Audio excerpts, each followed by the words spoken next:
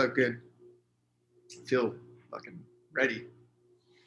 I got two versions of tea next to me. So, Did you invite him in? no. Ready? It's recording. Yep, I know. All right.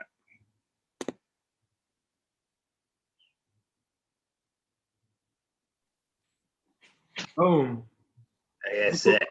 Michael Briggs, welcome to the Wax Toaster. For those that don't, please like, subscribe, hit all of the buttons. It helps us. So, Michael, who is Keanu Reeves? Nobody. Nobody. Nobody is Keanu Reeves, probably. Okay. Interesting. I just see that he's pro for all of these things. So I just want to know who he exactly was. I think I had to stop doing that. I think most of the views on any of those videos came from like real Keanu Reeves fans. They're like, dude, why does he have a pro roller skate? Like, yeah. That's amazing. Yeah. So the demographic was not what you were looking for? Well, I didn't want to make anybody like mad. That'd be really disappointing. You think People I hear like, I don't know, people are like on YouTube and they're like, dude, like Keanu Reeves can do everything. Like he can act. He like makes motorcycles and he rollerblades. Like what is this? Yeah. Comments I about want to let people down. You were getting disappointed YouTube comments. They were like, "Damn it, dude, you're wasting my search time." Actually, no. I just felt like I was disappointing people. I'm going to speak for Joey. I think you were entertaining us. What was going on? Yeah, I'd have to agree with Taylor on that one. Where'd you get the like? Was there like just for that reason? Like you were like, I'm going to just put him in rollerblading too for the fun of it. There was like an episode of South Park like a really, really long time ago where like somebody had to save something, like save the world, and somebody was like, yeah, so you're basically Keanu Reeves.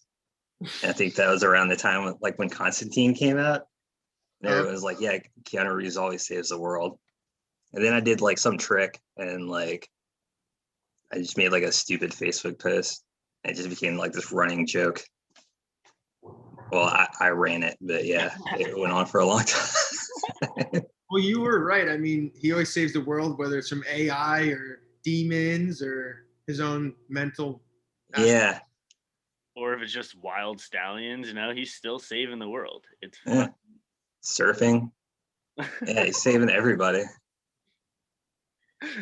Saving people from buses.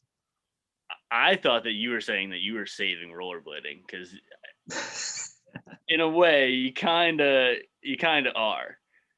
I don't know about that. Keeping it fun. Is there a trick that you would say you haven't done? I don't know how to do any flips. And I can't switch 720. In any direction? Like you can't switch 720 you can't fakie switch? Nah. No? Yeah, it's weird. Interesting. Because you do have those like fakie full cab like top sides. So I figured that you might be able to just whip it around real quick. Yeah, I can't get that extra like 360. But you have done. No, you stood still next to a handicap rail and Hurricane topsoiled it. I didn't make that up. I'm like, it's a really, really low rail. Yeah, but still, it wasn't that low. At least it didn't. At least from my perspective in the clip, it didn't look low. Like a lot of it's pretty low. All right, most rails are pretty high for me.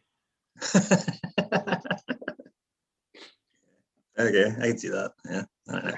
Like your take on skating is definitely one of the most unique I've ever seen. Where did you get this idea to do that? Or like rolls up ramps and spend time developing these really intricate skills? Very technical.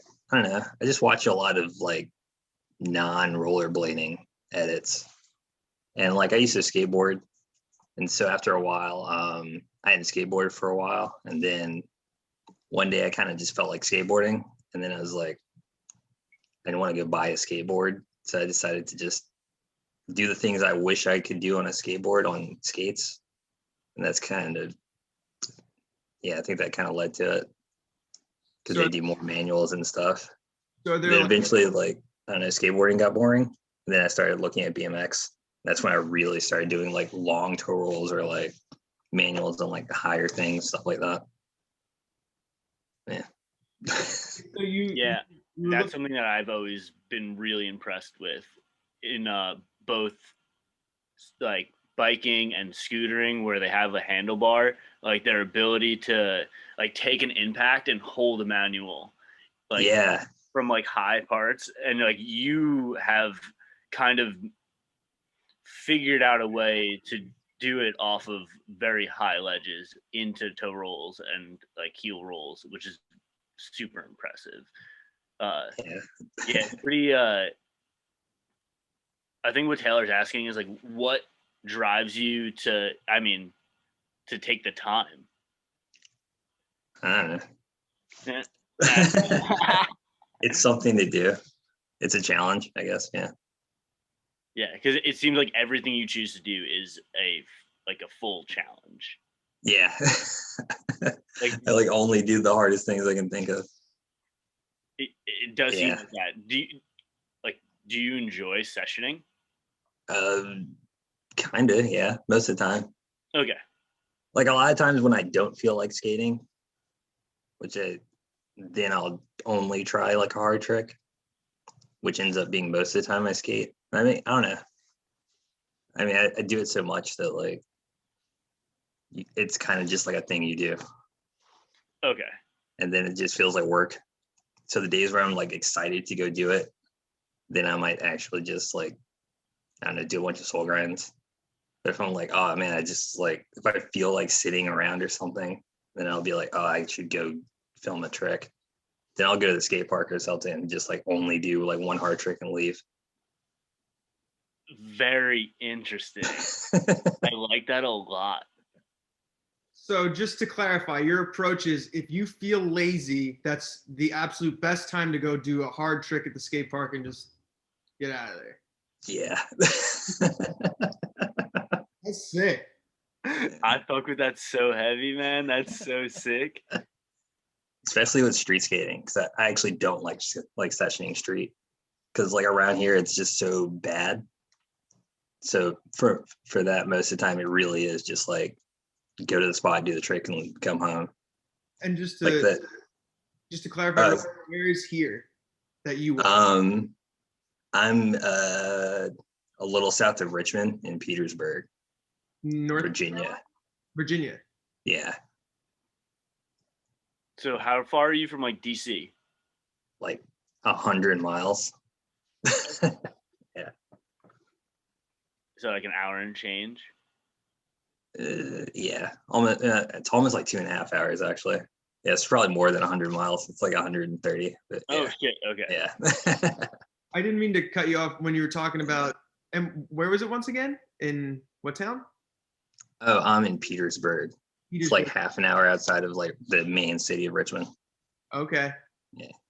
So what's your terrain like? Very suburban style stuff, and like that's super hard to skate when you're in the suburbs. Actually, like, I mean, it's a city, so I mean, it's like those kinds of things, but everything's just really like limited. There aren't a lot of spots, and so like, yeah, that's just kind of a weird thing. Yeah, there are only like a handful of spots, and they're all kind of like really bad. The cracks in the ground, Yeah, imperfect. cracks. It's actually like easier to find like weird spots than like a regular handy or a stereo or something. Those are impossible to find. Yeah. Yeah, I find that with like suburb skating as well, where like a traditional spot like is once in a blue moon, but you can come up on like a bunch of like cutty, I guess would be the word for it. Yeah. Things for it. Yeah. And that's pretty conducive for the way that you look at skating, wouldn't you say? Or do you think that Yeah. the way that you choose to skate? No, I definitely became like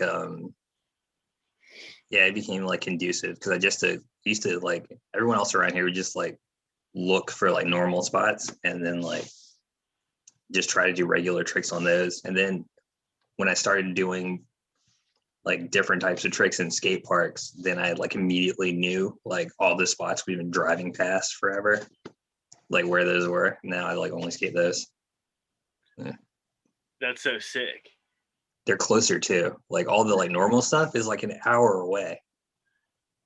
And all the cutty awesome stuff is like downtown. Yeah. Yeah. I think some perfect spots are a little less motivating too. Like a perfect 6-stair down rail. You're like, all right, you're gonna go from point A to point B, but I think it's harder to become very interesting on a spot like that now. Yeah.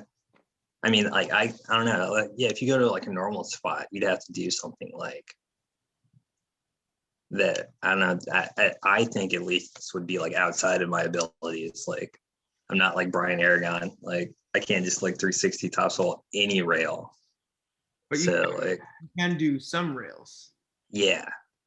So like yeah, I think that was like the biggest thing. So like most of like the really weird spots around here are about the same size as like everything in the skate park.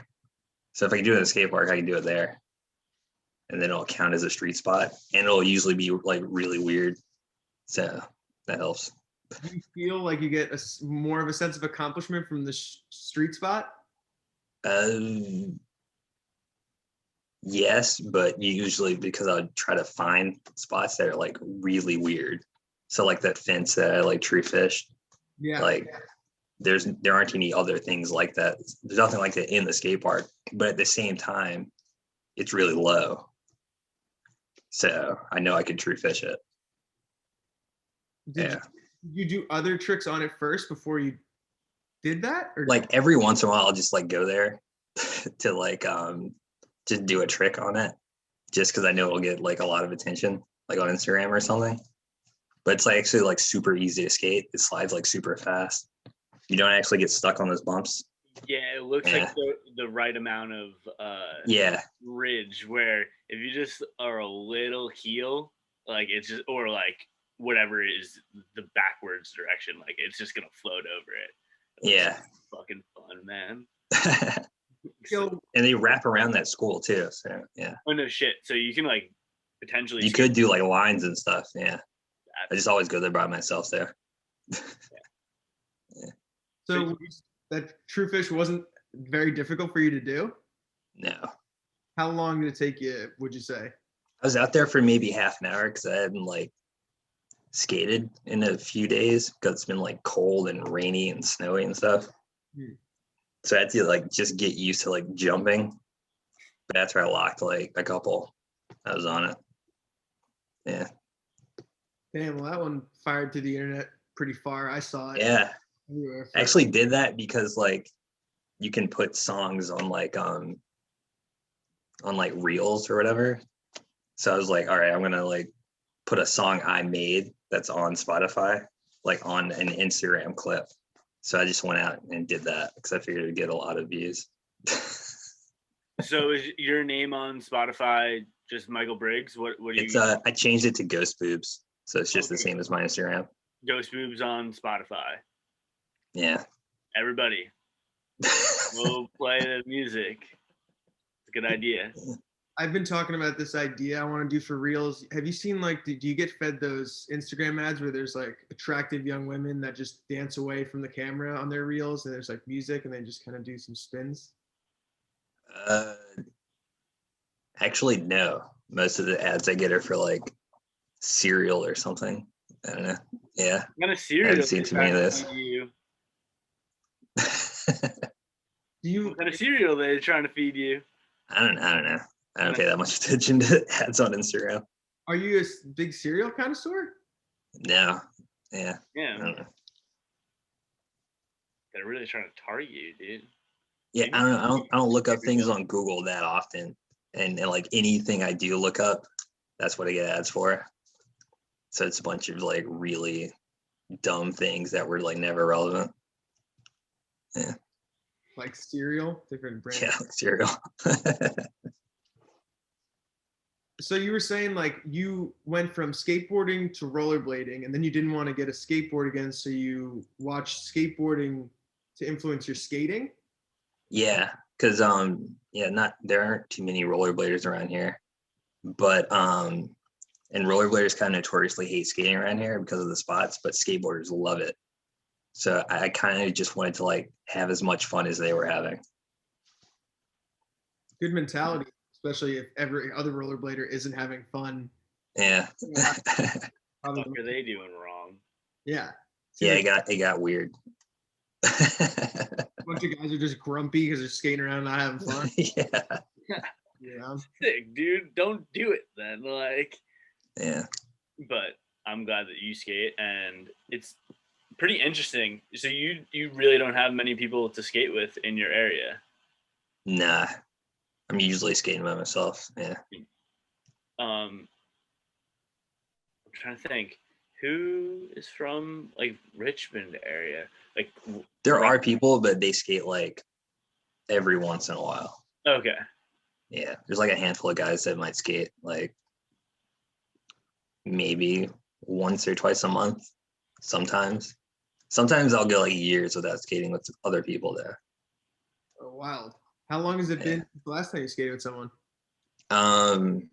Might have actually been almost like no, actually someone just moved out here like recently. I skated with someone maybe like a week ago, and then before that maybe like almost a month. Was that person happy about skating? Yeah, yeah.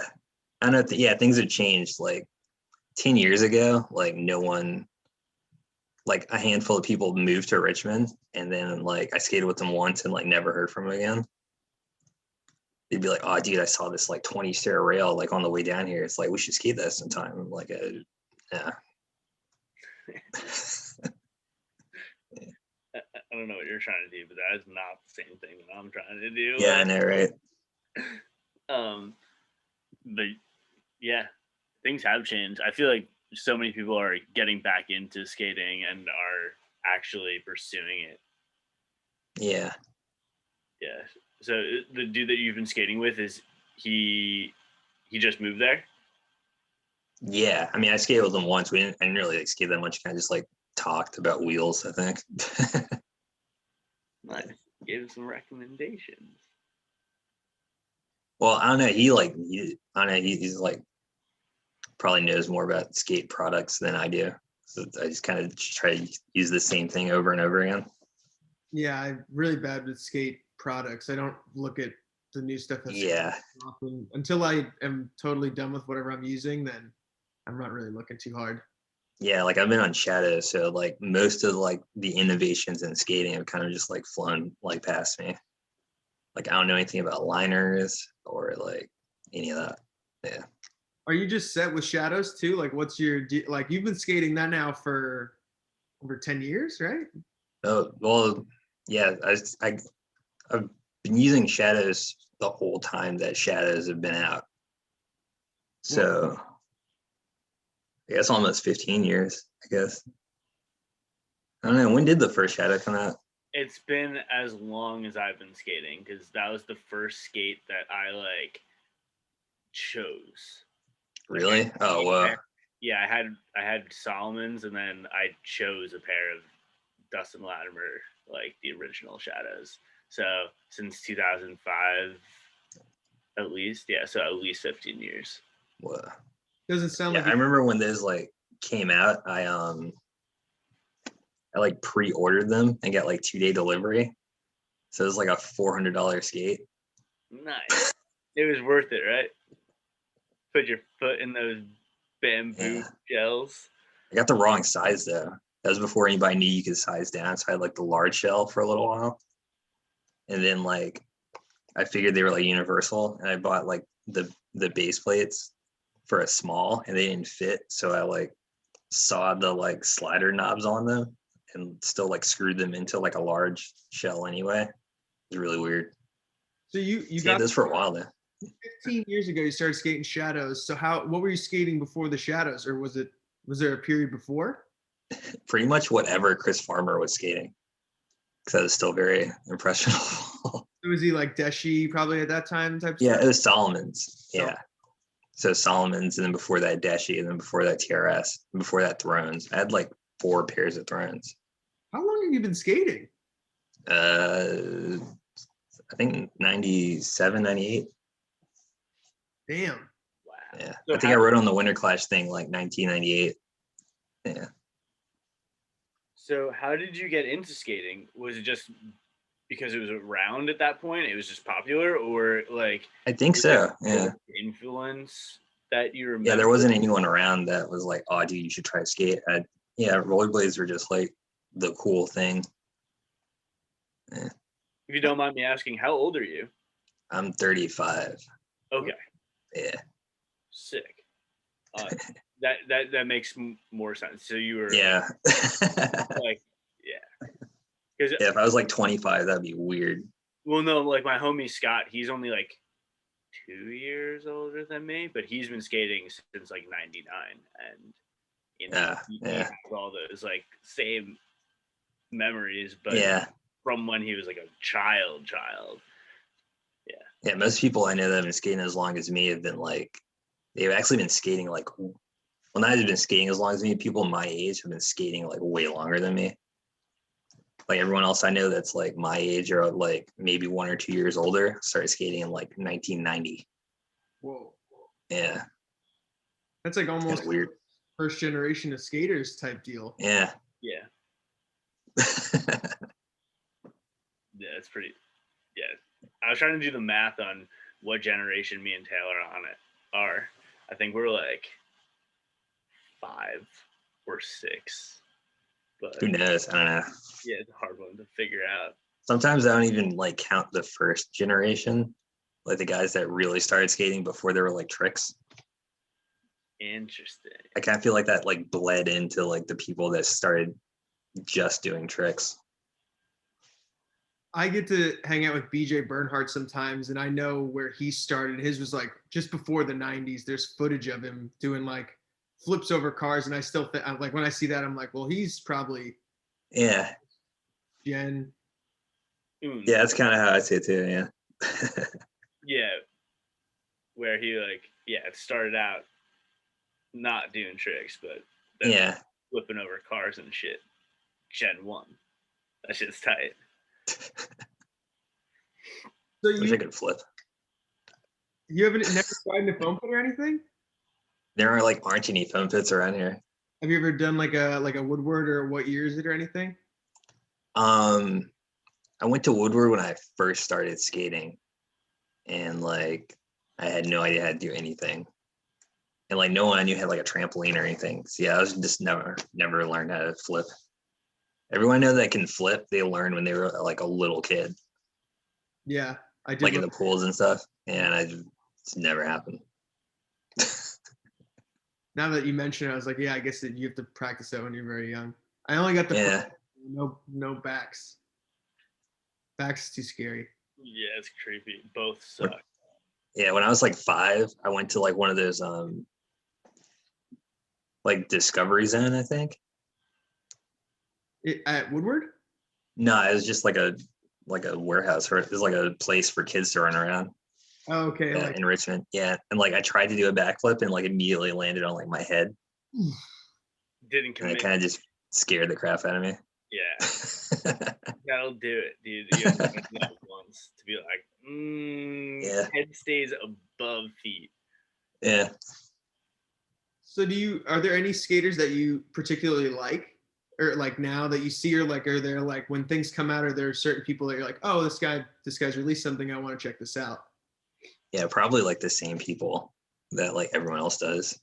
I mean, you guys, it's probably pretty cool. Thanks, man. And then I don't know.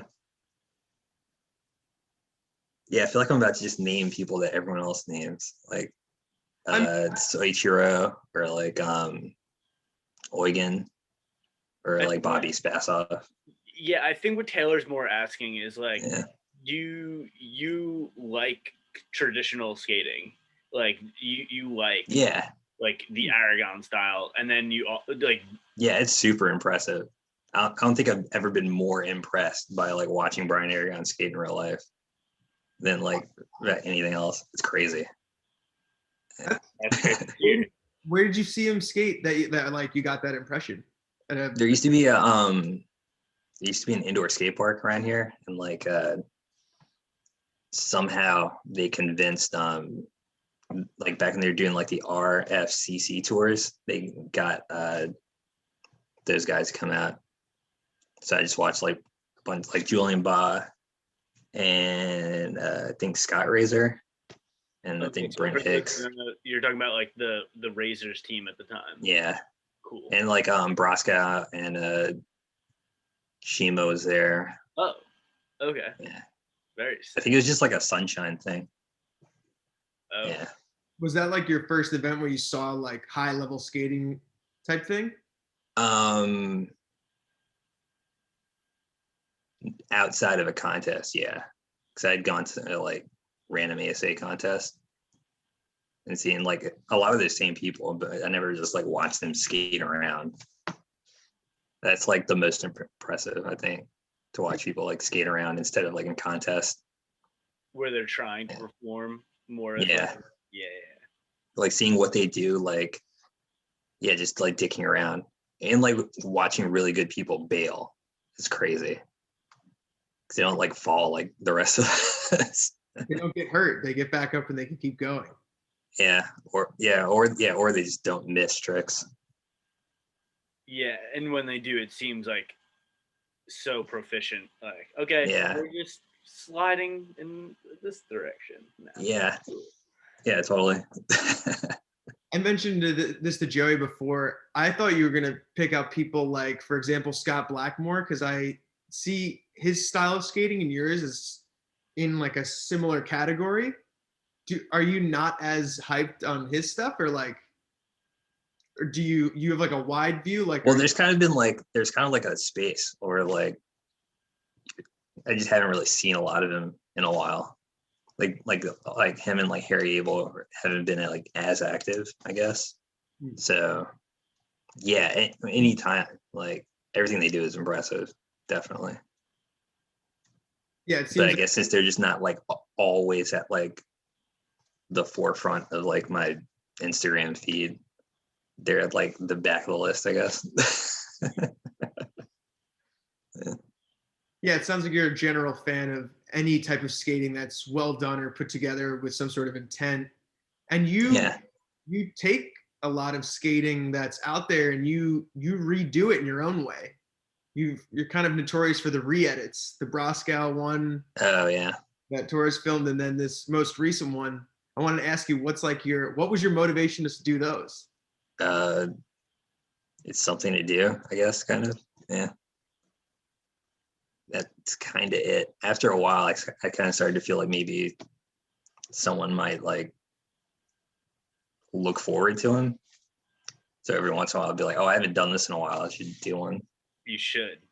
It was so funny because I was actually at John's house and we were watching skate edits, and we put on the one that you made of Broskow for like of the NYC one, and people were like, "What is this? Like, this doesn't like I remember this edit. This isn't."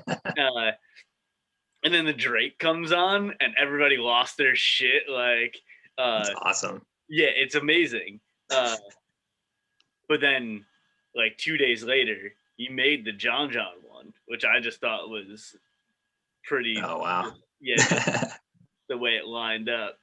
That I was sitting in his house watching one that you made, and then you made another one. Yeah, it is weird. But like what I wanted to bring up is your music selection on them is always from left field, but they always hit. Yeah. So like, where do you choose that from, or is it just? I think I just like try to maybe approach it as if it's like everybody's favorite song. So it's like if you wanted to like watch it and edit for the song, like how would the edit look? And I think I just always do that. So I just use songs I like a lot, and then just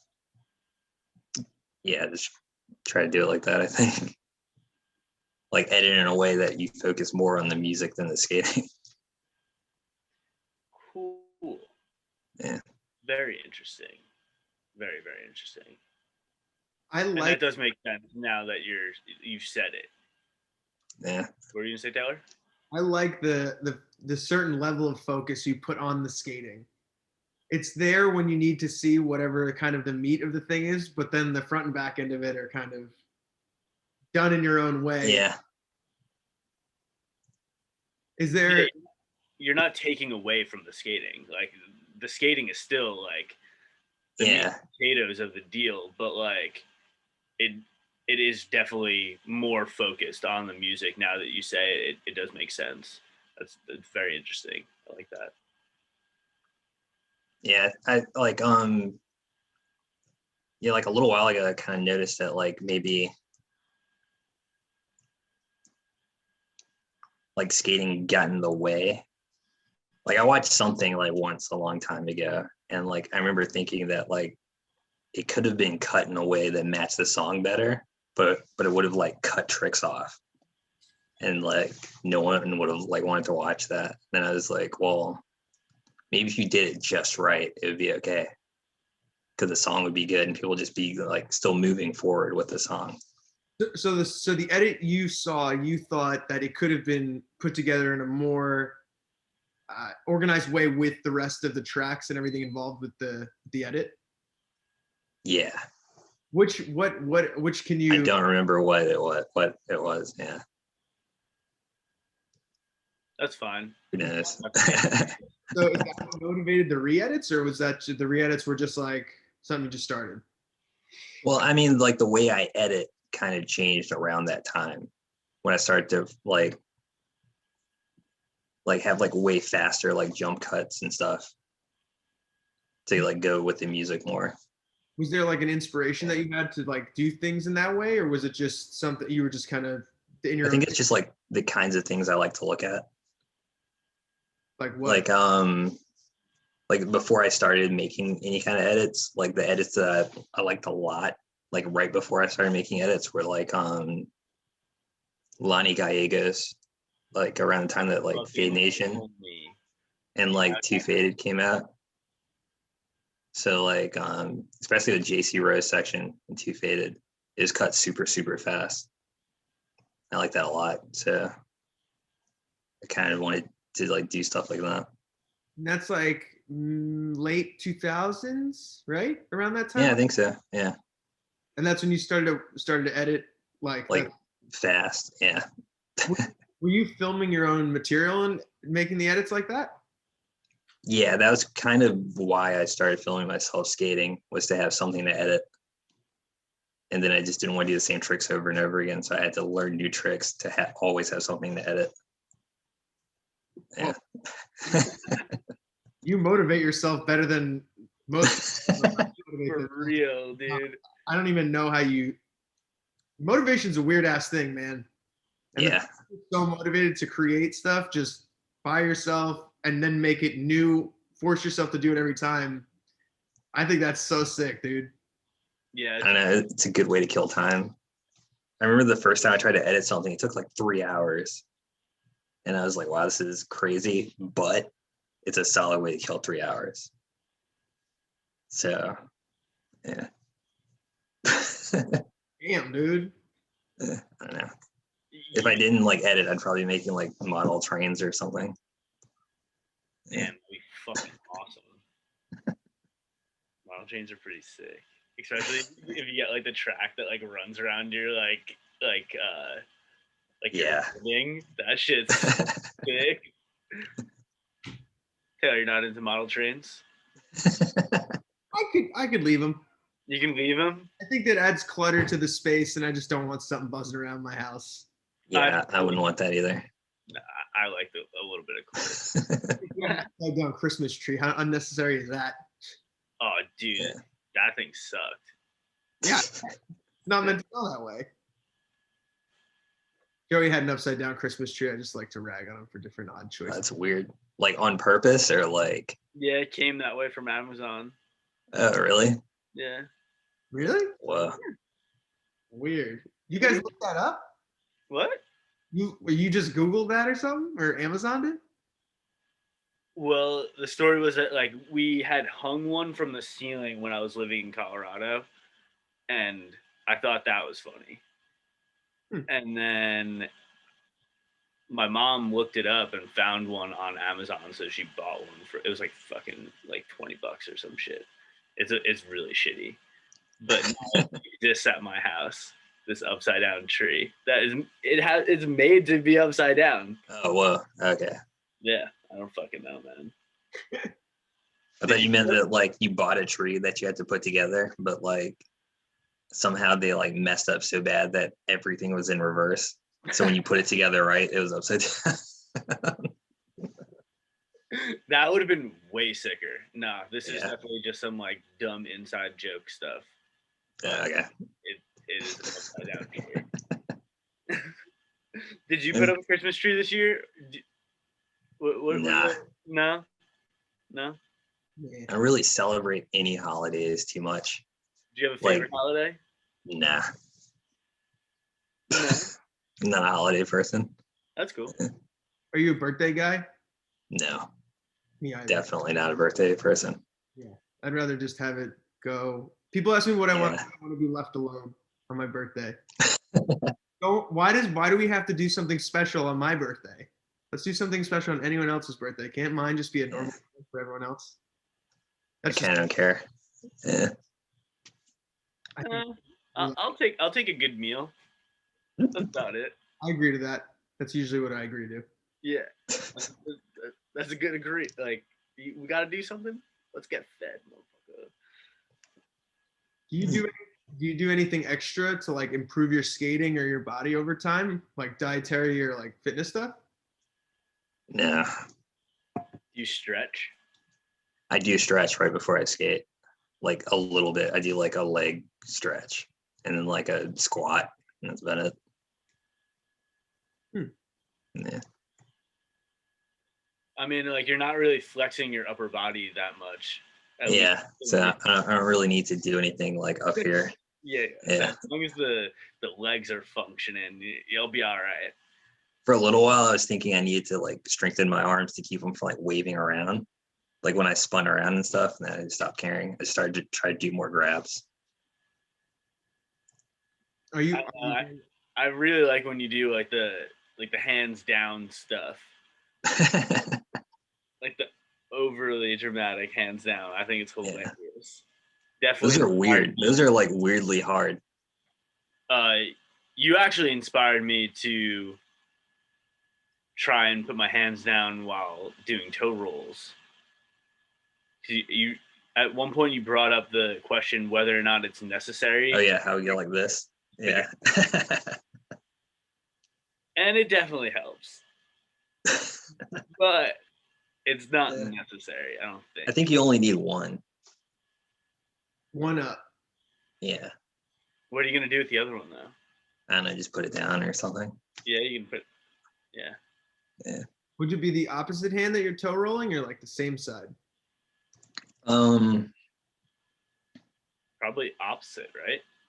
Counterbalance. No, I think it's the same. I haven't done one in a while like that. Oh, you've already. It's probably the same because you have the other leg as the opposite counterbalance. Yeah. Yeah, that sounds about right. Do you think about the dynamics of skating, like as you go through like doing certain things? Because like I can't do half of the tricks that I've seen you do, because I don't really think of that. I have more of a different focus. Maybe. I don't know. Yeah, I do think a lot about stuff like that. Because I don't know, I mean, yeah, it just and skating's hard. I gotta like figure out like why I can't do a trick. Do you what would be like, do you have a process for could you break down a trick and like how you learned it, or something recent that you did that was like gave you a problem?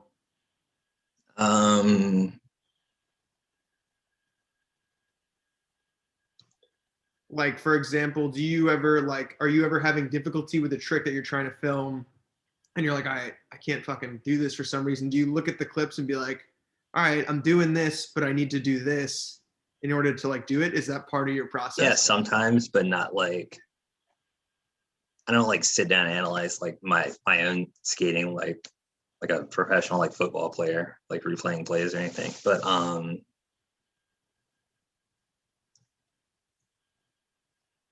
don't know.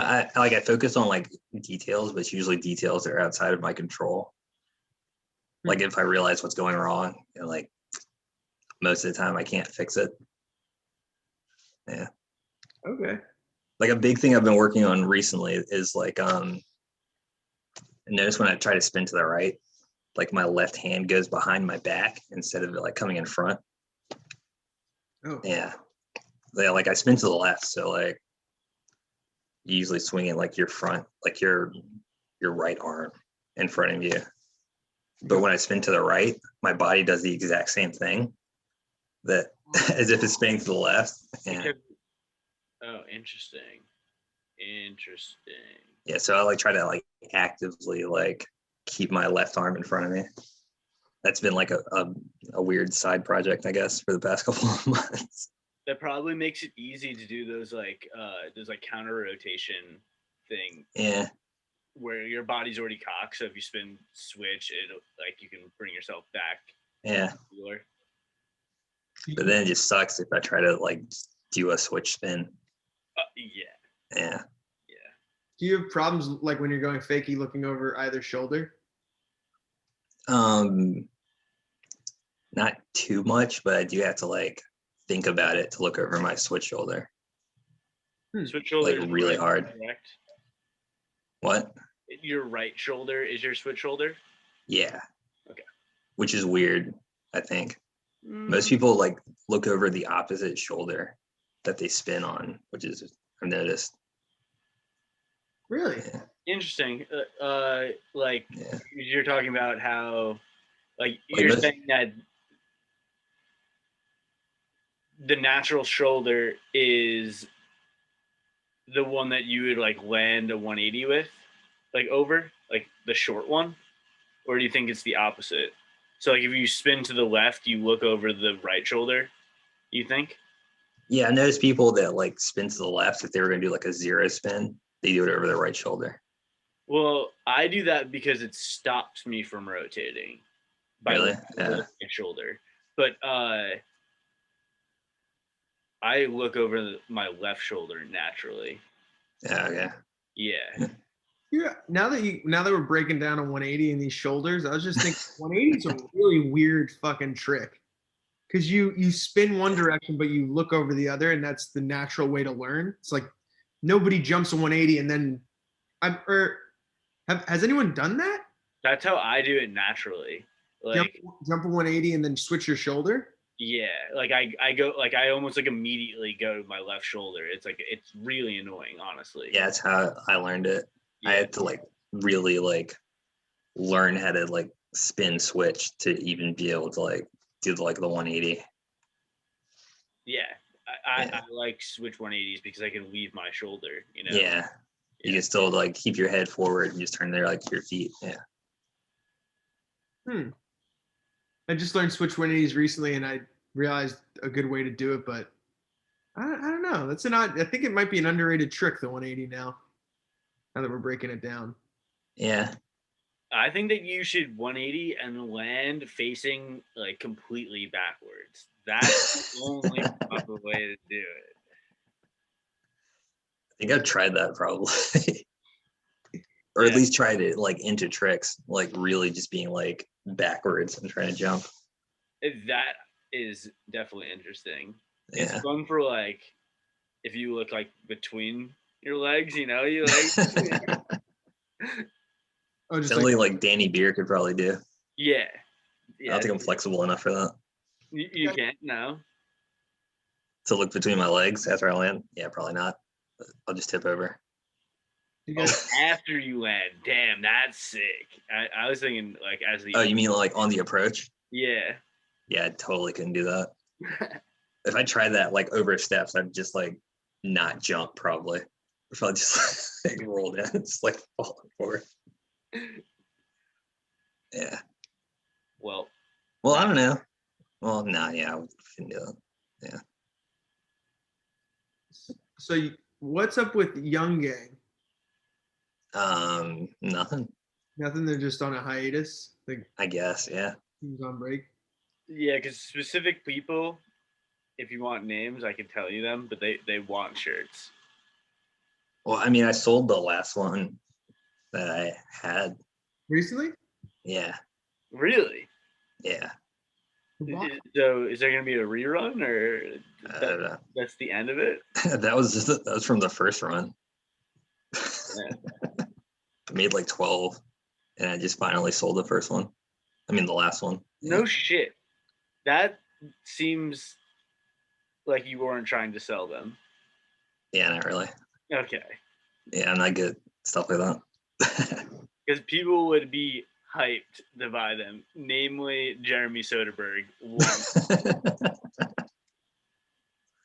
And they're around because I know James Bauer was spotted in one recently. I think that was John Lee's. I think John Lee has ordered 2. Okay. For whatever reason. Well, I think he has 2. Seems like one was a gift for. He was just, he thought it was like an important purchase. He's like, well, if one goes away, I'm going to be really. At least he has security on that one. A little insurance.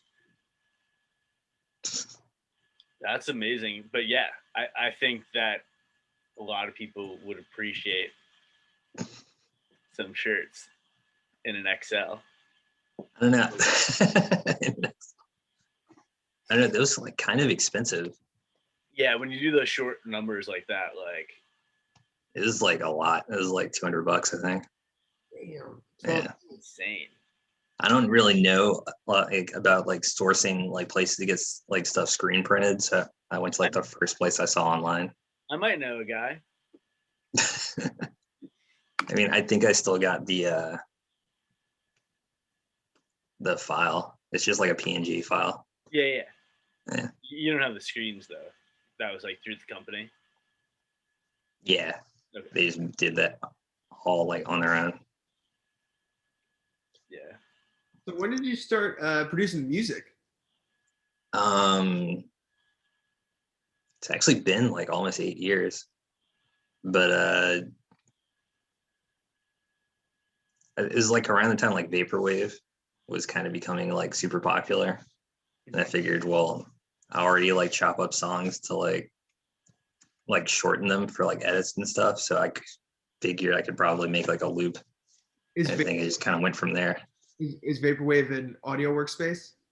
No, vaporwave is like a genre of music. Yeah, like St. Pepsi. Yeah. Yeah, I actually went to high school with that kid. Really? Yeah. But yeah, you know the type of music. What would be another artist? Macintosh Plus. George Clinton. Yeah, George good. Yeah. So what, like you kind of you stumbled upon vaporwave and you were like, okay, I'm gonna start making this. And did you just do it through like the editing systems? Yeah, I still do actually. Really? Sony Vegas. Yeah. Wait, really? That's sick. Video editing software to create all your music. Yeah. That's fucking hooked out. That's awesome. Yeah. How do you develop your sounds, and could you like give us a run through on some of your processes? Like, is there like inspiration, or like how you getting the sounds? I just record last year, or like 5 years ago, someone gave me a copy of Ableton, and they're like, you should use this instead of Sony Vegas. And I just didn't use it. And then like last year, I like started kind of using it, but I still like take the stems from that and put it into Vegas. Okay. To like finish the songs. So I'll like make a loop in Ableton and then like make the whole song in Vegas still. Yeah. That makes sense. So you're and before that, like I would just like my friend Bear gave me a keyboard, and I just like record stuff into my video camera, and then upload it into Vegas and edit it from there. But now you're doing it directly into Ableton. Yeah, and then back into Vegas. Yeah. Back into Vegas. Okay.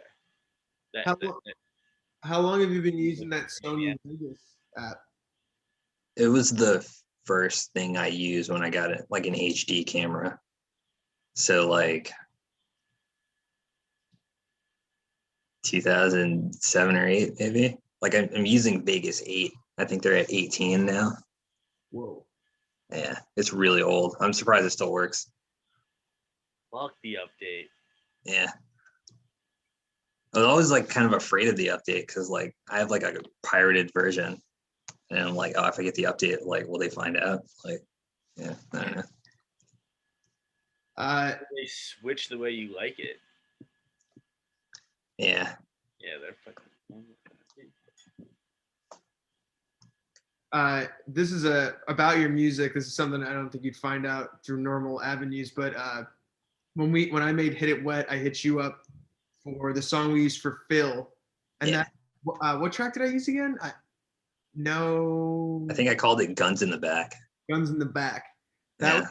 That was Eric Garcia's favorite section in the video, partially because he liked how crazy the song was. The song is awesome. Insane. It's so good. And you made that all through Sony Vegas. Is that before you started using Ableton? Yeah. Sick. It's nice to know where that all came from. I wasn't sure how you were doing any of it. Like everyone's process is different. Yours is probably my least expected ever. You were gonna answer like that at all. Oh, what do you think I had like 50 synthesizers or something? We're just like I don't know, like a 4-key synth and Ableton, and you were just really good behind the computer and you knew what you were doing. Yeah, I have no idea what I'm doing. Actually, if I'm gonna be real, I expected you to be a Fruity Loops guy. Yeah. Yeah, I've never used that before. Yeah. I mean, yeah, Ableton is the first like real like program I ever used. Yeah. Do you have any like intentions of ever doing like shows or anything like as Ghost Boobs? Well, I didn't really sing too much up until recently. So I kind of always felt like there wouldn't be anything to do in a show because it's like I don't play anything live. So, and now like there aren't any shows. So it's, yeah. I guess. Yeah, yes. I guess like I was asking, like, do you have any desire to do that? But it doesn't really sound like you're. I mean, I would if I could. Yeah. Okay. It seems like it'd be cool. Yeah. Yeah, I bet you could. So you need like speaker, Maybe. your music. Yeah. You could just string. I mean, you could string it together all in one Vegas file and just play that for everyone. Just play it. Stand up there and just play it. Change your different nights. You know, if you're playing the same set 2 nights in a row, just move some shit around. Yeah. Their Ghost fans, they'll show up and be like, "Hell yeah, this is like all this shit I listen to." Yeah, who knows? We had some other things on our docket to ask you.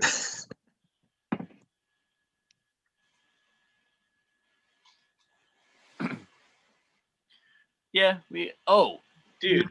Joey's question. What's going on? Did you hack the BMAG system? No. I don't know how to hack anything. Yeah.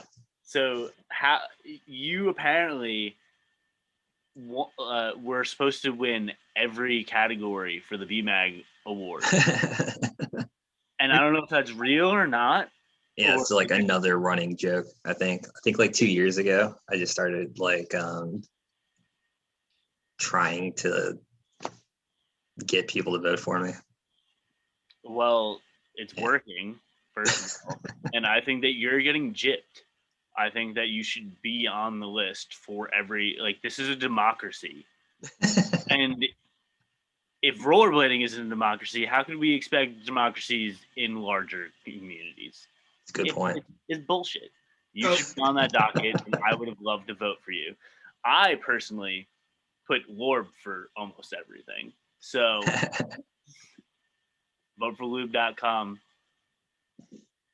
So yeah, I think the only one that like I thought I could actually like get was like last year for like most influential, because I just did like a bunch of things, like different types of things, I guess, because I had like a song and Hit It Wet, and then I made like that Broscow edit, and then I had like my own stuff. So I guess you fired off this year with the Bolino one that was this year, right? yeah, I just made it like a week ago. Yeah. Had to start it fresh, dude. So all that stuff in that BMAG write-up where they're like, is it fake news that you won everything, or did you actually get voted in? No, I think that was just Kevin like joking around. Dude, he's got to watch it. He's got the only legitimate source of rollerblading coverage, and advocating fake news. We're gonna have a talk with Kevin. Can't be doing that with our elections. With our elections. Fucking freedom, baby. It's America. If you won all the categories, you should be just fucking listed there, like as it said. It's just a little confusing. Yeah. I think the way it works is like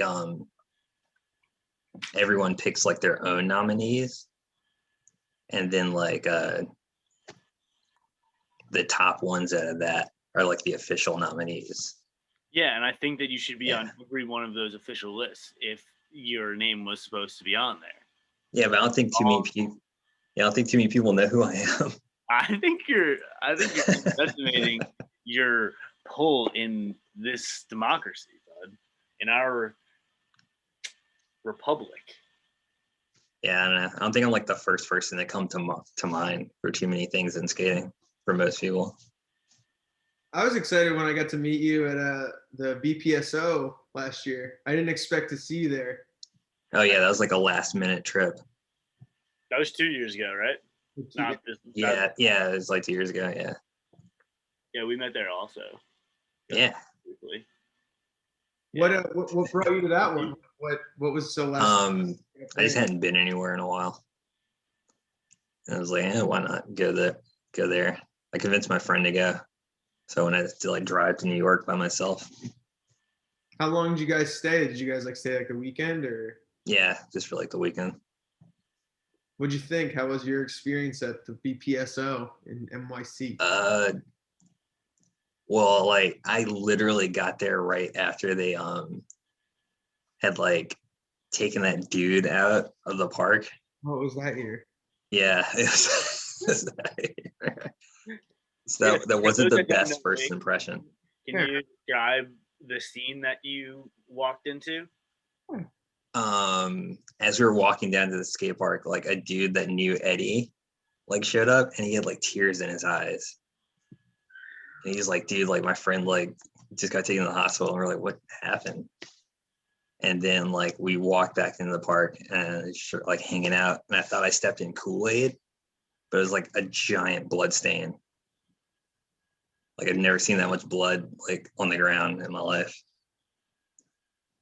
To further elaborate, that guy was doing some things that were endangering other people. He was pushing them on a fence. He was pulling them back. Not saying what happened was appropriate by any means, but what happened did happen, and nobody was getting put in danger anymore after it was handled. So that's a shame that it started that way. But the day was relatively fun after that, from my experience. Yeah. Rocky start, but it got in there good. It was a fun day. Do you like going to contests? Like, is that something? Well, I mean, like, I don't like skating like under any kind of pressure, but it's cool to like hang out. Yeah. It's pretty much the only thing I go for is to like hang out. Yeah. Yeah, I definitely like being part of the peanut gallery at contests. Yeah. Throwing popcorn. Yeah, that one, like, there weren't too many places to stand though at that park. So I was kind of like, I didn't really see like anything at all. Yeah. That park's kind of tough to have a contest in general. The way It's just like a weird park. Yeah. the sections are broken up in kind of an odd way, I think, for a skate park. Yeah, and it's downhill. I think this is like the strangest skate park I've ever been to. Yeah, I really think that they should probably just have everybody stand in the bottom part of the skate park, honestly. Yeah, that would work because you'd still be able to see everybody. It's just Like- so weird though, that place. Yeah, it's a hard Because one. that's where I watched most of the park from like the back, like where that weird like brick quarter pipe was, Yeah, like over the fence. Yeah, and then you can see everything. yeah. Yeah. Yeah, so I was thinking like everybody like around that pyramid. But then you have Yeah. people like running into you from the fucking down ledge. But that's Yeah, okay. like over where that like long ledge and that like handrail are. Yeah, that's like impossible to see anything. Oh yeah. Yeah. Yeah. That Unless- doesn't even really look like fun to skate. it's fun. Really? Yeah. Yeah, I mean, you know, it's a straight ledge and a curved ledge. Yeah. They slide good. And there's options. Yeah. And it's really nice because it does have that slight downhill. So like if you lock on and they're waxed, like You'll just stay on. you're on. Like Yeah. that part is really fun. Yeah, that's cool.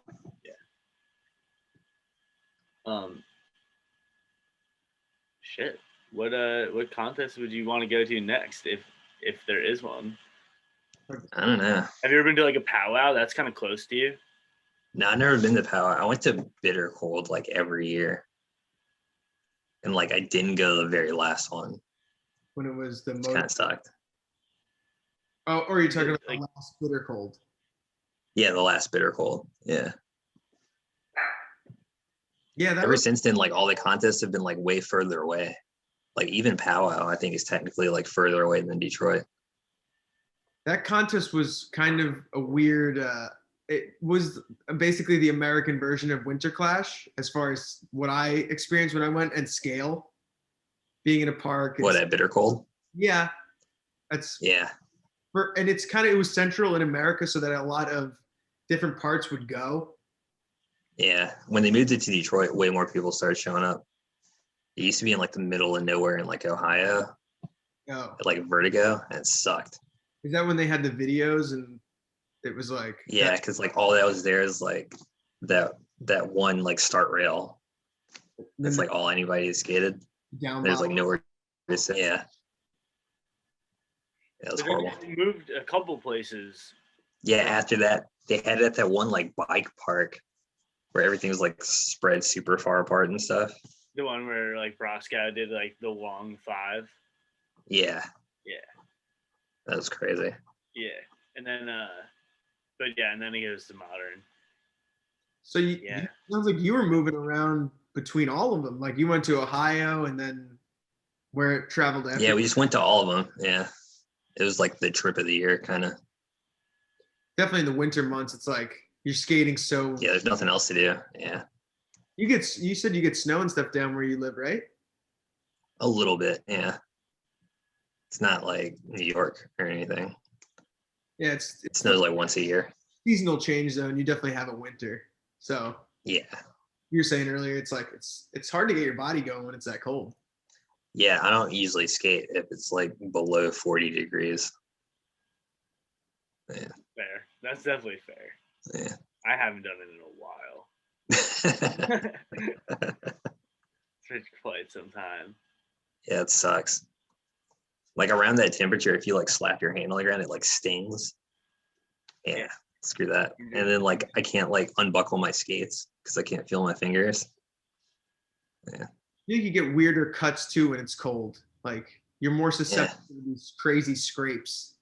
Your skin gets all like dry and stuff and just breaks apart. Yeah. Yeah, Winter sucks. Winter skating is just so enjoyable. Yeah. You listen to us, you Yeah, it's actually when I like it the best here, because it's like not like hot. It's like a little bit. I don't know. It's a little bit more like damp.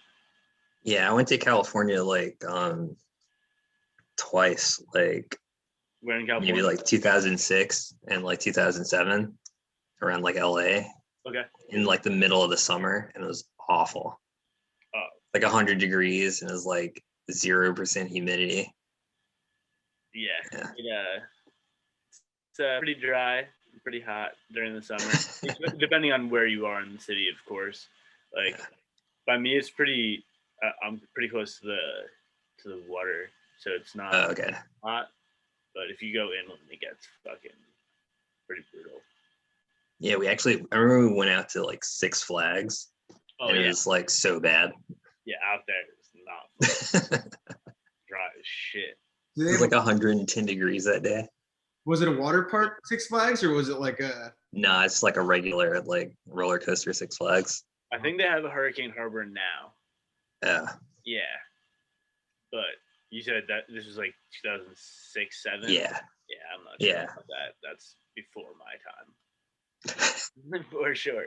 Yeah, I don't remember the only thing I remember about that day is my friend had this weird scam that got us all to the front of the line at every roller coaster. So like did he pull like the American Disabled Act thing where he was like this sounded even more made up. It was like a kid swap or something. Like you say you're watching somebody's kid. Yeah. So you like just walk like straight up to like the back of the like where people get off the roller coaster, and then you say you were watching somebody's kid while they were on the roller coaster, and they just let you on. Like they let us on like in front of disabled people. It was weird. I felt really bad. But it was better than spending like an hour in line. Yeah. We're here for the roller coasters. And we got in for free, which is pretty cool. Damn. Yeah, I guess no one goes to amusement parks out in California. Yeah, they were letting people in for free. I think people are just more relaxed about things in California. They just like, why? Like I remember the East Coast, everything's bolted down. Like you can't leave anything out. If you see anything, you touch it, you're like, oh yeah, it's glued to the table here. It's just in California, things are just laying around. It's like if you want it, you take it. If you want to leave it, yeah, that was weird. So you fuck with the roller coasters though? Yeah, that's pretty cool. Well, like the one thing about me is like I take my glasses off, and I'm nearsighted, so I can't really tell what's going on a roller coaster. A lot of time. Is that more fun or less fun for you? I mean, it's fun, but I'm sure like it'd be better if I could keep my glasses on. You need some like goggles, dude. Yeah. Some like mean old like strap on. Like the kind that using like basketball players have. Exactly. Like prescription goggles. Yeah. Yeah. Get your fucking. And those look sick skating, so like let's get this going. It looked like a character from like Jet Set Radio. Probably. The homie Sam is going to be very stoked that you brought that up. I just had something I wanted to ask you. Oh yeah? Okay. What you got? I did have something. I'm not making it up. I don't have it. Now it's gone. Yeah, well, for a moment it'll be gone. It'll come back.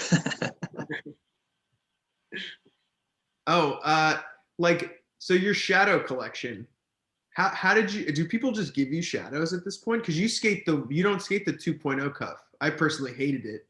Yeah, I skate the ones. Yeah, pretty much people are just like giving me like shadows. Did you ever break any of the cuffs? Or do you? I break them all. Okay. Yeah. Yeah, I remember that being a huge problem. I was wondering how you. Yeah, I actually broke some like the last time I skated. That's a bummer. Yeah. How many more like one cuffs do you have? That's probably what you're breaking, right? The bottom of the cuff. Yeah, that's like what I'm looking at right now. Is like the box those skates got. The classic shadow break where it's like right at the bottom and useless. I got a couple. I thought I had more, but so some of the cuffs that somebody gave me are like V cut. Oh. And I don't know if I want to use this. Yeah. I don't really get like a V cut on like a hard boot skate, like a hard cuff. It seems like kind of unnecessary. I think it's a little overrated, or like the whole idea of it. Yeah. I don't think it's as beneficial as people make it out to be. Yeah, especially if like the cuff actually bends. It's like you don't need that. Then on shadows, they like flex so much anyway. Yeah, the whole Like the way this design. Yeah. Lights out of them, like they want to like almost like plume out. Like, Yeah. regardless. Yeah, I don't know why you'd want to V-cut that. No. are there Hey, you got the. Yeah, hold on. Yeah, look at this. whoa, that's Oh, wow. deep too. Yeah. Are there certain shadow pads that you prefer that you have, like ones that you're using? I remember I would get some, and it's like you never know what the pads for the shadows were going to be like, their density or the material. Yeah, I don't know why they're different on every skate. The one thing I hate is like the Chris Farmer like tongues with like the leather because they're like super stiff. I hated those. Yeah, that's about it though. Those are the white So ones. you prefer the tongue to be soft. Yeah. Yeah, I kind of remember that too. Yeah, they're like wrapped in leather and they're just like they're thicker. So like they feel tighter on your foot and then they like don't bend. Yeah. Do you ever get that Stockwell neoprene one? I don't think so. That one I always thought was the sickest. It was like the whole front, that I don't know what part you call it, like cuff, ankle, put her down. That was like all neoprene, and it was like semi-thick, and it just flexed really well, but still you could get it nice and tight. I was curious. That was my personal favorite. Those were a little bit shorter than the regular ones, weren't they? Yeah. Because it came with like the high top boot. I think I did have one, but probably just didn't notice like any difference in the way they felt. No, Yeah. The only noticeable ones were the Farmers. It's way too thick. Yeah, because like I couldn't buckle them down as like easily. Yeah, so I remember when I had those, I couldn't wear them as tight, and that was like a weird problem. It's actually when I sprained my ankle. Yeah, because you wanted the shadow to be like fucking cranked, like. Yeah. So I had to wear them a little bit loose. Yeah, and then like that is not what we're looking for in a shadow. Like it's already like this flopping around thing. Yeah. You don't see yourself skating anything else? Um. I know you tried the Aeons recently. What stopped you from you didn't enjoy it? They're just like a little too small. In the foot. Yeah. Okay. Like the way they felt was fine. I mean, like I'd probably want the frame to be like this much shorter. But yeah. What size are you in? I was using the 7/8. Oh. Yeah. So if you go up a size to the 8. Yeah, it's like those are like way too big. They're way. Yeah, because I wear like a 9.5 like shoe. So like most like 9-10 skates are like gigantic. They're not 9-10. There's there's a middle size that's like an 8 or something. Well, I know with the Aeons, like the 7/8 is a 42, and a 42 is actually a 9. Because I wear a 42.5. Okay, so yeah, they recently switched it. So yeah. Again? So they're all fucking strange again. Yeah. Mine is technically a 7.5, which is a 40. Yeah. 40 EU. Oh, that's weird. Yeah. I was gonna say that like the frames would be shorter on the one going up a size, but you're already in that, so yeah, that wouldn't help you. Yeah. So you're probably similar to how I set my shadow up. I was like, basically my heel was right at the back of the sole plate, and my toe was like. Yeah. I was always jealous of the people that could set it a little further in because I thought they didn't break them as much. Just where it sat. Like, I always thought it was more vulnerable because it was so much further back off the base. Because you never really broke yours. It does make a lot of sense. Well, I only really skated 2.0s. I broke my 2.0s the first day I skated them instantly. In the same spot? Really? Yeah, so same So spot. I thought the cuff was supposed to kind of like take pressure off of like the heel. That's what I Yeah. felt. That's how it felt for me personally. I guess it was that thing where it was set back, and it's like it's basically the same thing right down there. You just if you topside too much, you just kind of crack right through it. Yeah, what usually happens to me is like if I skate them for like a really long time, like a year, like if I take like a really bad, like rigid, like straight up and down landing with like all of my weight on my heels, that'll crack them. Hmm. Yeah. And Never had them break while I was doing a trick, fortunately. I guess I broke it in the trick, and then when it was super cold, granted, like it was like one of those Yeah. East Coast days, and like I think I broke it when I did the topsail, and when I landed, I just like put my foot down and like totally snapped through it. Hey, shit happens, man. You know, Yeah, that sucks. Yeah. yeah, the only thing I would really do is like, like the down holes that hold the cuff from moving back. I Yeah. would break through them, and my foot would shift. Whoa. Flip it to the other side. Never heard of that happening. Yeah, like I thought I'd like broken everything on shadows in like every way. consistently would do it. Like where, Whoa. yeah, the hole would just like become this like little slot, and the whole thing moves back and forth. Yeah. Do you have? Would you try the shadows with the boot, like the full? I don't know. I really like using shoes. I feel like that space like gives me like a good flex point. Like that separation between like the shoe and the liner. I don't know how that would feel with like a whole like boot in it. Yeah, I'm interested about it too, like how it would feel. But I do agree that separation does create this nice space that Yeah. ankle bend in a specific way. And they don't have tongues, which is also so weird. Like the faceplate just goes around the ankle. It doesn't have like the tongue piece. Yeah. I don't know if I like that either. Yeah. Yeah, that's probably gonna be a little awkward. Yeah, I love that the double pull to have that even tongue pressure. Yeah. Well, the big thing too is like I kind of learned how to skate on shadows.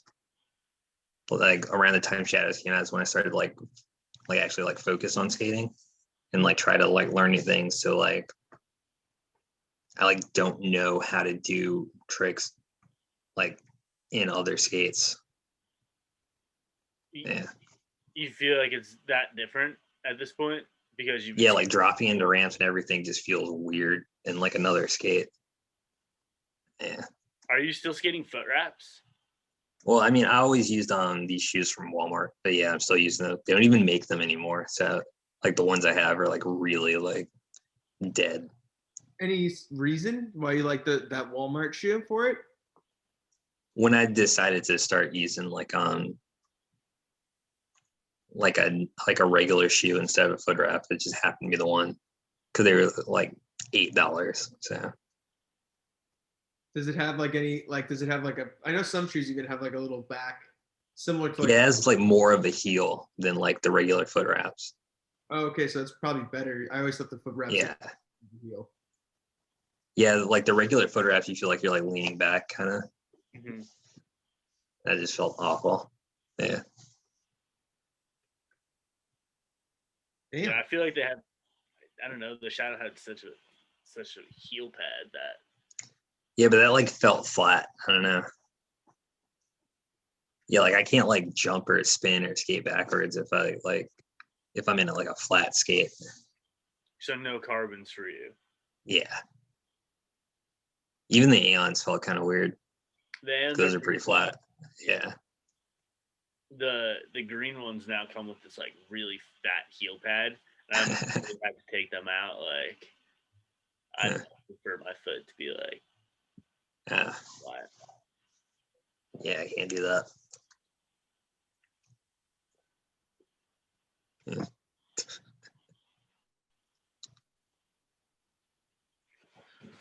So what would you say is like something that is there anything that you want to do within skating, or do you like your like way of contributing? Like more specifically, is there like someone you'd want to like make an edit with, or like do something somewhere else, or are you, this is like what you do and you're fucking stoked on it and this is what motivates you and you don't really need anything else from skating? Yeah, I think this is just kind of just what I do, I guess. Yeah. I mean, like, it's not like I wouldn't want to do anything else. I mean, obviously, I'm kind of like inserting myself into skating all the time, like whether they want it or not. But Oh, we want it. So yeah. I'll I speak. mean, I guess like the way I do it is kind of like how I'd want to do it. I'm in like complete control. Yeah. Yeah, because it does seem like you do it on purpose. Like, Yeah. you control Yeah. everything aspect of it, like from the song to the you're filming it yourself. Yeah. That's yeah. Like fucking Keanu Reeves doing it all. Yeah. Saving the earth once again.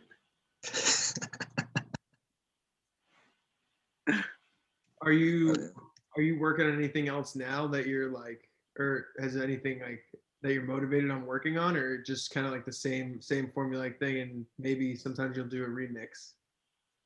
Yeah, pretty much. Yeah, like before Instagram, I would actually like go out and film for edits and stuff. But like most of the time, it's just like it's kind of like one trick at a time now. But even with the edits, like I was usually like looking for music constantly. Then if I heard a song I really liked, be like, oh, I should make an edit to this. Now that seems kind of pointless. Yeah, So, a lot of Instagram is one clip mind blowers. It's someone said that to me recently that I'm working with. They were like, I got to get clips, man, that you can like post on Instagram and say like link in bio, and then there's like more clips in it that like people want to see. I don't think too many people want to do that though. What do you mean? I mean, like I think that one trick is kind of enough for everybody. Yeah. So I don't know. I mean, I'll like still like follow those links, but I don't think too many people do that.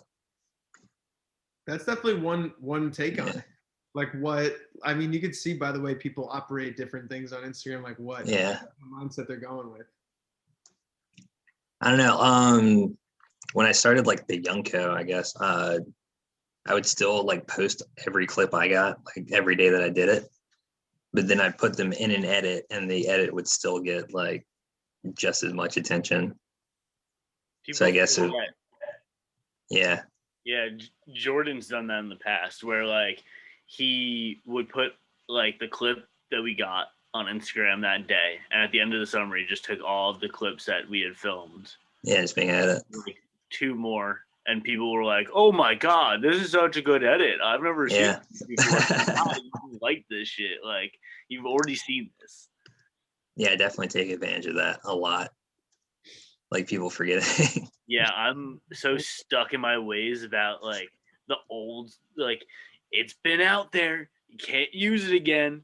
Nope. No one will remember. Nobody remembers shit, dude. But I'm still stuck in my ways.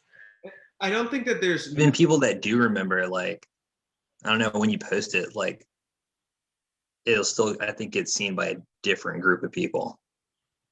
Like every single time you post something. That's why I also like post all my clips separately most of the time. If I get like 5 in a day, it'll be 5 separate posts. Interesting. Do you think you receive more interaction through doing it that way? Because like kind of like, yeah, definitely. Okay. Because you don't know what tricks people are gonna like. So like you can put them in whatever order. If people don't like the first trick in the edit, they won't watch it. Or if you make like a short like compilation or whatever, it's be like, all right, these are 5 tricks in one video. Like, but if you post them all separately, then you can see immediately which ones people don't like. I definitely think it's weird as far as like putting skating out, like knowing what people are gonna like is kind of like the most random thing I've ever experienced within skating. Because some things that I think are really cool don't get any attention. No one cares about. Yeah. If it's like I like something I'm like kind of like this about, it's awesome. And sometimes it makes me Yeah. There are some like guarantees that I'll like still like lean on. like what would If I'm, like, what would be What's your ace in the Yeah. hole? yeah, you got I don't know. Usually, like, I know people usually like spinning into like grinds, or like, yeah, or like the fence thing. Yeah, I need people like that. How do you think you know? I don't know. Because I agree. It's like something that was when I saw it too, I was like, oh, people are gonna fucking love this. I loved it. Yeah, I loved it. No. I don't know. It was kind of like a weird joke. Like I used to kind of like obsess about like 450 Royales because I couldn't do them, Mm. and I kind of felt like everybody kind of had the same like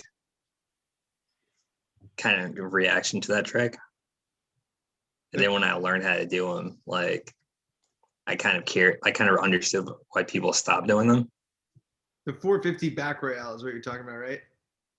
You're like any like 360 or 540 into any grind. Okay. Yeah, I don't know. But yeah, you go to contests and like anybody does that trick, it's like an immediate like applause or yeah. Sure. So 360 song. yeah, Big like fan of the 450 front side. I'm not gonna lie. yeah. Just straight spin stand, and it's amazing. Or like the no one ever does like 450 UFOs. That's what I'm talking about. Yeah. Yeah, that one I love. That one's fun. Yeah. Yeah, I guess. I think like Connor O'Brien got that one really good one a long time ago. Jeff Howard does it in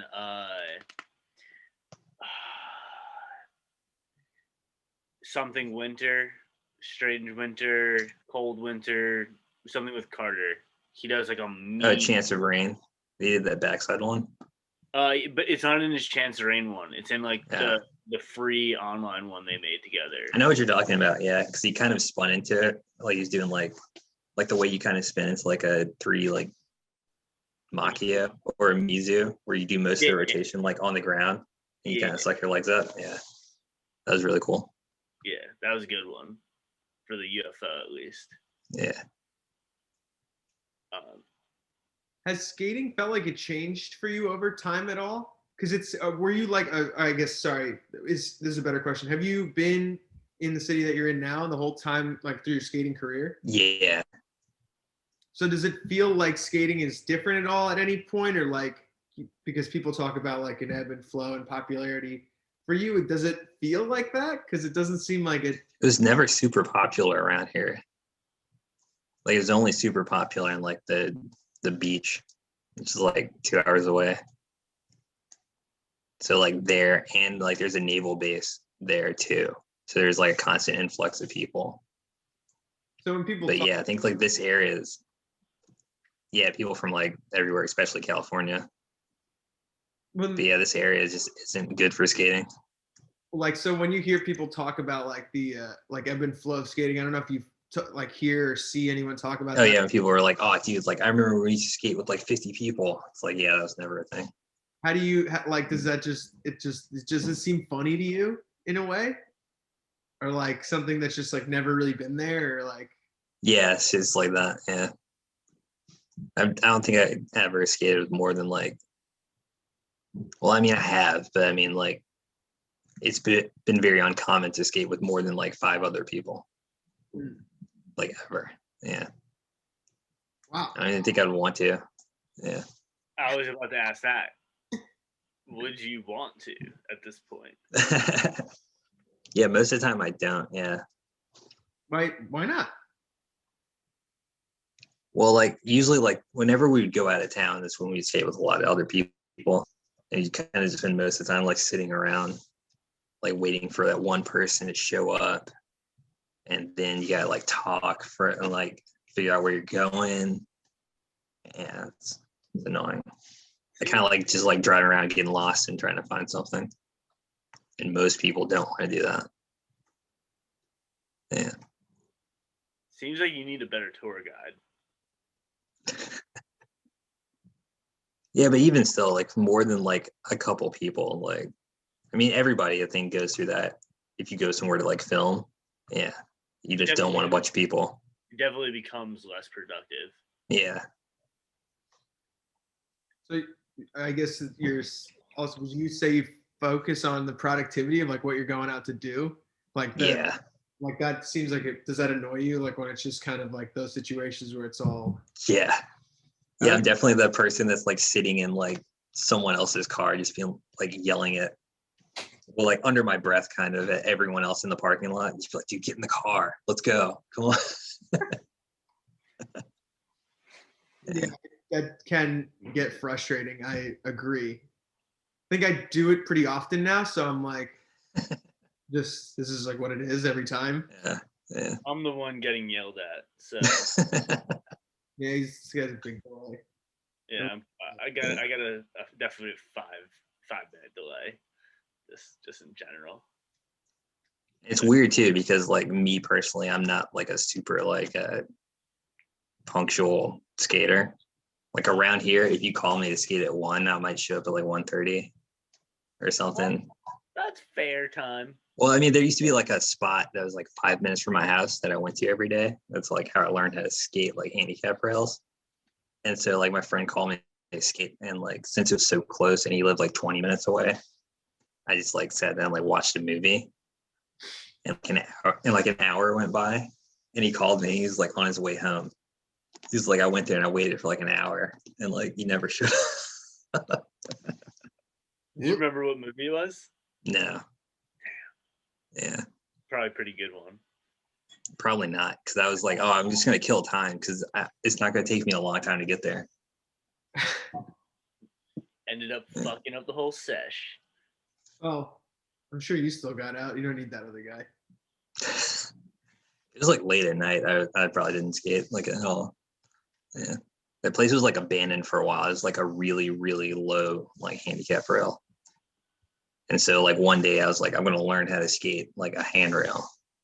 And I started going there like every day for like a summer. And that was when I started filming. Oh, all in that year when you were doing that rail, most of it or most of the time? Yeah. Crazy. So you said that you get inspiration from other action sports. Do you get inspiration outside of action sports for, I don't like the term action sports, but whatever. Kind of. Skating? Like when I got into vaporwave, like one of the things about it was kind of like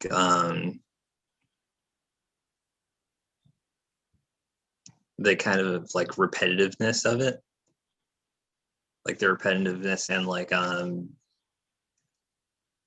can't even think of like the best like word, but like but that got me into like other kinds of like music, and then I kind of like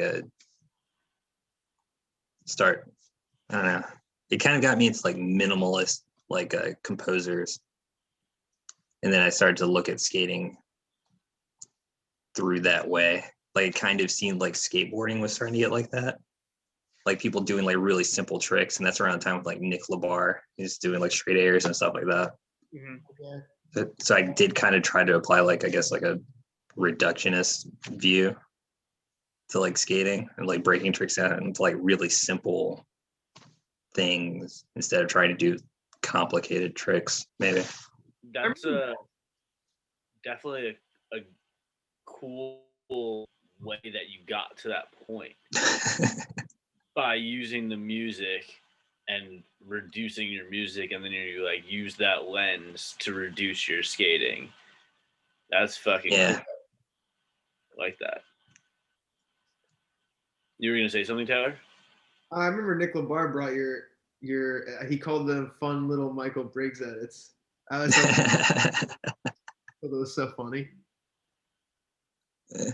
I guess that was when you were making some of the more long form, not the Instagram one trick ones. Yeah, that was like when I probably started making the Yunko edits. Yeah. Yeah. Were you a fan of all like the Haitian stuff in KCMO? Yeah, that was really good. Yeah, you're Like That's actually why I never used VHS footage. Because Because like all the music videos and stuff I watch would have like VHS footage. Because it's like I just like kind of listen to a lot of like new wave music from the 80s. Mhm. But yeah, like I was like, oh, I should start like instead of just like making my edits gray or whatever to try to make them look desaturated, I should just like get a VHS camera. But then like Malcolm started like using it like really well in edit. So I was like, oh, well, I'll just leave that alone. He does use it really well. Shout out Malcolm. That's probably actually what led to the Yunko, like almost immediately. that, So I was like, well, he's got VHS covered, but like no one cares about like the CD-ROM era. So I made like a DVD intro screen, like when you plug in, like when you turn on DVD player. Mm-hmm. And I like I didn't have like a logo to put on it, so I used one I made making fun of youth, and that was Young. okay. Yeah. Okay. Yeah, it's like when Youth came out, I thought it was really funny that like is a new team called Youth, which is supposed to make people think it's like the next generation of skaters. And And it's like Chris Farmer and like Chris Happy and John Julio. There's definitely a level of irony to all that. Yeah, so I was like, well, if you're gonna like just make something that just like sounds like it's appealing to the like kids, you should just call it like the Young Company, because that was when like every like rapper was like Young something. Yeah, so I just like chopped up the Youth logo and made Young. That's a pretty good marketing pitch as far as how you could sell a different name. Someone should have been in that room. Might have rethought. Like I posted that video, and like my friend Casey was like, he made some joke about like sending like a laser disc, like a sponsor me laser disc. And you, Yeah. For those that don't know, you're talking about Casey Wilson, correct? Yeah. Okay. Great fucking rollerblader. Huge fan of his skating. Yeah. Like, yeah. He has so much to do with my trick selection at this point. So he needs to know that. Hopefully, you're a good man. Yeah. Feet. Wasn't there a time when you were skating with him quite often? Yeah. Yeah, him, because he lives in North Carolina. So like around that time, everyone that skated around here left. So I was just going down to North Carolina and skating with him and Ryan Timms and our friend Jordan and James, some other people. How far is that from you? It's about 2 hours. Everything's 2 hours away from Richmond, pretty much. Yeah. What? So how did you guys link up with them? You just like knew them through the show? Well, my friend from Virginia Beach moved to North Carolina. He moved to Raleigh, and so he started skating with them. And since he lived down there, I had someone to stay with if I went down there. So just started skating with him more. Very sick. That all worked out. See, it seems like a really cool group to skate with. I think Casey's got like a really interesting eye for skating. Yeah. I remember you guys would post quite a bit of stuff back and forth. Yeah, it was weird too, because like in North Carolina, like it kind of felt like going into like the past, because everyone from around here was starting to skate more and more like me. I guess I was the only person skating, but down there, it was kind of still in like, let's go find a handy or something. Montre was down there like doing. Yeah. I remember you guys had this really cool DIY that you would all go to for a while down there. I'm pretty sure it was down there. Probably. I don't know. Well, Montre's on like the other side of North Carolina, so I've never skated with him hardly ever. Oh, really? Yeah. Yeah, he's from Charlotte, so Charlotte's like 6 hours away. Okay. Yeah. It's on the edge of North Carolina, between like North Carolina and Georgia. I guess it makes more sense for him to be in like going back to Atlanta and stuff. Yeah. I mean, it's only 2 hours from Raleigh, because Raleigh's also like 2 hours away from everywhere. But yeah, it's super far from me. Yeah. Spend any time down in Atlanta with those guys? I've been there like twice. Contest? Never really skated with any of the people that are from there. Well, I mean, I skated with Brandon Anderson. Oh. Yeah. Last time I went down there, he was filming tricks of John Fromm for his section. Yeah. For that like blader union thing they Yeah. made? So it's pretty much just like me, Brandon, his brother, Ryan Timms, and John. Does Yeah. Ryan Tim still skate? I have no idea. Well, kind of. I mean, he has like a P-rail and stuff. Okay. Yeah, it kind of got to the point where he only skated when like we would all come from out of town to skate with him. And since like everyone's traveling less, he's skating less. That makes sense. I was always a fan of his skating as well, so that's unfortunate to hear. Yeah. How's your whole experience been over the past year as far as like living in Virginia and like everything that's gone on with coronavirus? Have you been like in lockdown recently? Like we just got opened back up like this past week. Are you guys, how's your experience been? Well, on it, it's the South. So, I mean, there's only ever one real lockdown. The first one? Yeah, the first one. And then after that, they just had like, wear a mask when you go into the store and stuff like that. A lot of restaurants closed, but was there no? Don't really eat out. No, like for good closed or like just closed during that period? A lot of restaurants like straight up have like closed like for good. Whoa. Damn. Like restaurants and nightclubs are like completely closed down. It's kind of crazy. Yeah, it's pretty interesting. Like we're just getting like dining back, like outdoor dining. Oh, well. Yeah. I ate like in a restaurant like a couple of months ago. Inside? Yeah, it was weird. Like wear masks to go in, and then once you sit down, it's like. Then you take it off. Yeah. Which makes no fucking sense in my That part's a little odd. Yeah, that's how it is in Vegas too. When I was visiting my parents, it was like that. We ate in a restaurant or two. But where did you go? What kind of food did you get? It's just like a regular, like a local restaurant. I think it's got like a sandwich or something. Is it a good spot? Are we gonna shout this place out? Like, I don't remember the name of it. I don't remember the names of too many places. No. Yeah. I'm not like a big food guy. No. Nah. Like what is your normal dinner look like then? I don't know, like sausage or something. Maybe a ham sandwich. Like some potatoes. I started eating a lot of potatoes like over the past year for some reason. Are you a picky eater? Kind of, but I'm also kind of just like not a big food person. So it's not like disgust. It's more out of like you just like I don't care what I eat. Yeah, you're more of just a plain food person. Yeah, it's like I need food so I don't like pass out later, not because I want to taste a certain thing. Yeah, I have to like remind myself to eat a lot. Yeah, I have mentioned this to people. If I could just eat like some sort of pill that made me not feel weird, gave me everything I needed, and it would be that fast, I would rather do that than eat food. Yeah, I'd probably do that too.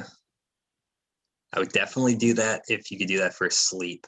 If I didn't have to sleep, I wouldn't sleep. Yeah. Sleeping, I don't mind as much. Yeah, I don't care for it. I would definitely take the sleep pill for sure. The food pill, I want. I don't want that one. I want to eat multiple food. Because sometimes food makes you feel shitty or like you eat all part of the game, dude. All part of the game. Fucking love it. Oh man, I could go for some mac and cheese right now. Fuck yeah, dude. That's just interesting though that someone that how do I put it? You're a musician. You like sensory things that you don't enjoy food in that way. Yeah, I don't know. I was a really picky eater when I was a kid, and I was on Adderall, so I didn't have an appetite ever. So I think Yeah. I just never grew into it. Yeah. Yeah. 'Cause that's kind of when that starts, like when you like stuff. It's like when you're a little kid. Like when I was a little kid, I didn't want to eat anything. So yeah, I didn't want to eat and I wasn't hungry. So yeah. I think it's difficult to make healthy choices constantly because of all the different food that's around. And to make healthy choices, it just takes so much time to create the food that's going to be healthy. Yeah. Strange process. Yeah, I probably don't eat too healthy. No. Yeah. I eat a lot of bread. I've been trying to avoid bread. I heard it. Really? Yeah, I heard it's like good to help with your anti-inflammation. To not eat bread. Yeah, and bread is one of the bigger ones. Like the gluten in the bread, I think, is what causes. Inflammation in a lot of like small areas that you wouldn't even notice. Hmm. But I don't give a fuck, man. Man. It's hard not to eat bread. I know. Yeah. It's everywhere. Do you would you say you do like food shopping, or do you go out and like get food that's like people are making? Yeah, I just use like kind of just like buy junk. Yeah. What kind of junk?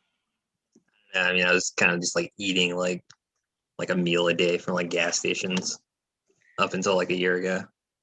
And I kind of only stopped because of like coronavirus. You just didn't want to go to the gas station? Yeah. I can't wait till they bring gas station hot dogs. I fuck with those things. Especially the ones they had at 7-Eleven. Those were good. I'm a sucker for the taquitos. Yeah. Yeah, like I fucking love those. I can't help it. Like those are like all right. Really? You're going with the fucking the wiener over the yeah?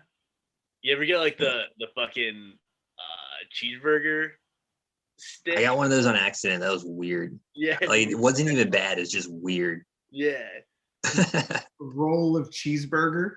Yeah. Yeah. And then you put it on a hot dog bun. Yeah. Weird as hell. I don't know. Like if it was just like the burger, it'd be one thing, but it's like it has the cheese in it too. Yeah. It's like it's a unusual stick.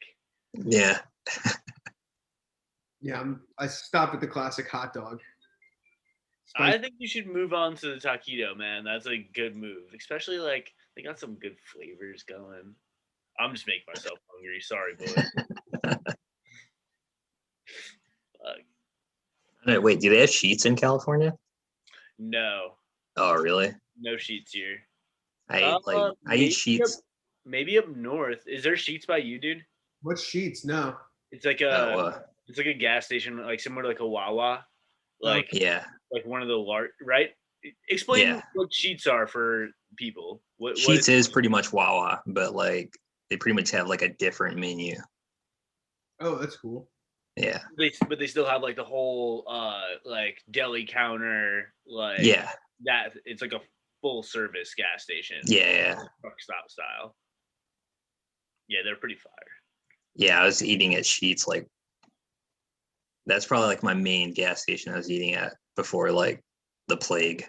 Yeah, but that's more of less of a gas station than that's more of a fast food restaurant. Yeah. Yeah, than I was picturing. I was picturing you going in, getting the fucking the tuna sandwich real quick. I was like, oh shit, that's fucking sketch. Yeah. No. Straight. You're all right. Yeah. Yeah, Sheets and Wawa. Then sometimes 7-Eleven. Yeah. Do you still take Adderall? Oh no, I only took that. Well, I was prescribed it from like the age like 7 to like 12, but I almost never took it when I was like out of school. So I was like barely on it. Do you take any other drugs now or drink or anything like that? Coffee? Nah, never drank. I stopped drinking energy drinks like a month ago. Oh, really? It feels awful. Yeah. It feels awful, right? Yeah. Yeah, I tried to do it for a little bit and it didn't really work out. So you're a big caffeine person, I'm assuming? Yeah. Yeah. Like I used to not drink it. when I was skating, but then randomly one time I did, and like I wasn't like super jittery or anything, and I was like, all right, so I just need to skate like this. So like pretty much for the past like 13 years, I was like literally like if I didn't have to like go somewhere and get one, if I already had it, I was like literally like having them in like on the floor next to my bed, just like waking up and like drinking them before I do anything else. How many do you think you drink a day? Oh, only one. Yeah. Oh, okay. Yeah, like when I first started, I drink like one or two, and that's like way too much. Then I would get super like jittery. Were they like monsters? Yeah, usually like Rockstar. Monsters taste like chalk for some weird reason. They're gross. As far as I definitely like the Red Bull the best. I'm not gonna lie. As far as energy drinks are concerned, Really? Everybody gets like so particular. If you Yeah, it's pretty much like coffee. Like people like their coffee a certain way. So yeah. But no I coffee. was at like what were you gonna say? No coffee for you? Just the energies? Oh no, I never like coffee. Yeah. Sorry, what were you? I was gonna say like I worked at like a call center for like Capital One, and like the guy there convinced me to like drink those like 5-hour energy shots. So for like 6 months, I would like I drank those and an energy drink every day. That was a bit much. vitamin B overload with that. Yeah. Fucking neon green. A call center might call for a little extra. Yeah. I kind of want to be able to like jump on the phones and be like immediately ready. Yeah. To get yelled at. Yeah, I worked in the collections department at Capital One, which is like, yeah. People are really nice to you, weren't they?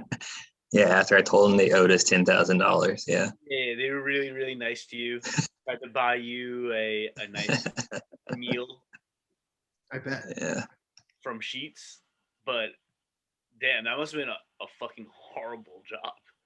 Yeah, it was at the beginning of the financial crisis too. It was in 2007. No shit, that must have been so interesting to watch from that seat. Yeah, it was. Yeah, it was really weird. What are you doing? Are you still doing that, or are you doing something else now? Right now, I'm not doing anything, but yeah, I did that for like 6 months. There's like a temp job. Okay. Yeah. So you're not right now? Is that due to the pandemic, or is that like? I worked at Amazon for a little while. They got like let go. Okay. But like Amazon pays pretty well, so like I had a little bit of money saved up. They let you go? Why'd they let you go? Coronavirus or? Nah, I think I'm just like a slow worker. Yeah. That's fair. You're not a robot, are you? Yeah, those no, those rates they have are kind of gnarly. Wait, so are you on a like a quota? At Amazon? Yeah. Yeah. No shit. Yeah. I'm so curious. Can you go through how that even works? Like, well, they usually want you like getting stuff about like 50 items an hour. But like the warehouse is huge. I don't know if you've ever seen one, but they're like I've seen the million. Yeah, it's like 1 million square feet. Yeah, it's kind of nutty. And you need to get 50 of those items moved an hour? Yeah.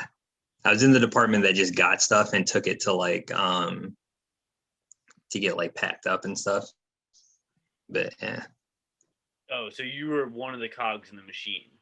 Yeah, yeah. Okay. So you were retrieving the items. Correct me if I'm wrong. Yeah, I had to go retrieve them and bring them back. And then you brought it to the person that was actually going to pack it. Yeah. And you had to get 50 different items in an hour. Yeah, like it fluctuated. They claimed that like every week they look at what everybody's doing, like their general rates, and they take the top 75% and then make everybody do that. But a lot of people like figure out how to like game the system like really hard. So like that like top like part of that 75% would be like super high. There were people that are getting stuff at like 300 items a minute, like an hour and stuff somehow. Do they get more from Amazon for doing that? No. Fuck them. Yeah. They make it hard for everyone else. Yeah, dude. Yeah. What happens is like new situation. Run out the motherfucking clock. I know, right? Well, actually, like Amazon, everything's run off like a scanner that's signed into like your account. Yeah. So like if you don't scan an item for 6 minutes, you can get like in trouble. Yeah. So crazy. It just seems like a crazy level of surveillance for your work. Yeah. For what? They're paying you like a little above minimum wage, or? Well, I started at 11.74, like 3 months before they bumped everything up to $15. Oh, okay. So then I was getting 15. And then they paid everybody like overtime for like the month before Christmas. Oh yeah, like yeah. Yeah. But that was gnarly too. Those are like, yeah, it was like a month of like 60-hour work weeks and stuff. I was applying to UPS during that time because they were paying like crazy and a crazy amount more for that like month before Christmas. Yeah. But yeah, it was terrifying.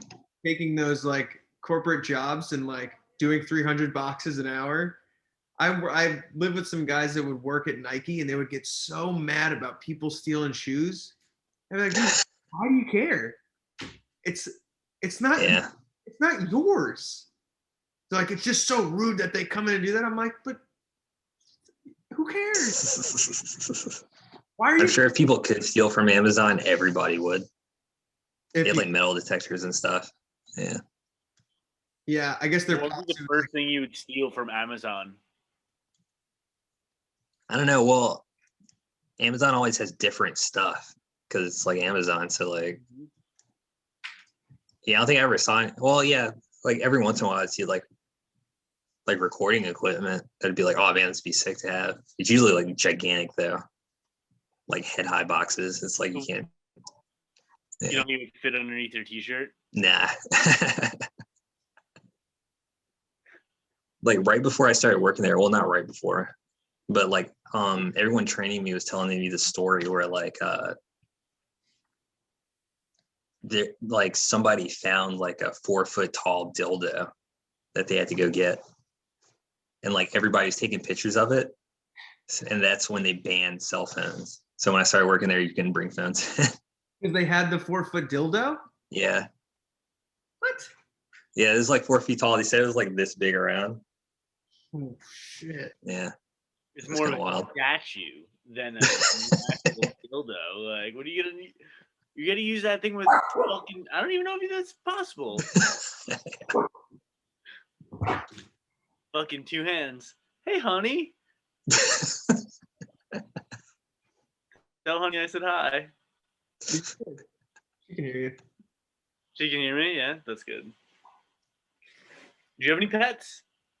Any pets? Nah. I had a dog like for a while, like when I was like growing up. But yeah. What kind of dog? Beagle. Cute. They're great dogs. Yeah. Well, I guess, yeah. I didn't have any other dogs. I don't know. But yeah. He was pretty cool. What was his name? Yeah. Buddy. Classic. It's a simple name. We didn't name him. Like some guy that like bred dogs for hunting, like was gonna like get rid of him. So he just gave him to us. Oh, okay. Yeah. Was he a stud? Nah. No, he wasn't a stud.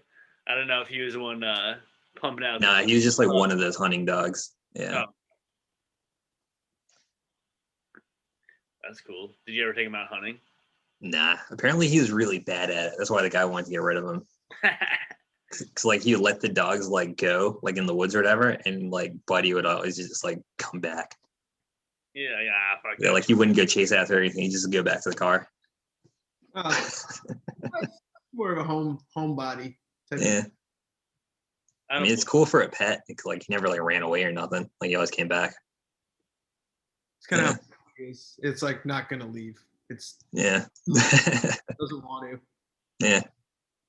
Yeah, like he didn't like play or anything. He just like laid around. But it was cool. Oh, that's cool. Mine's a little annoying because when it gets all riled up, it's annoying. But just laying there and being a comfy homebody that you can come over and give him a little pet and a hug, that's nice. Yeah. Fellas, we've been at this for over 2 hours. Almost. Really? Yeah, That's that's sick.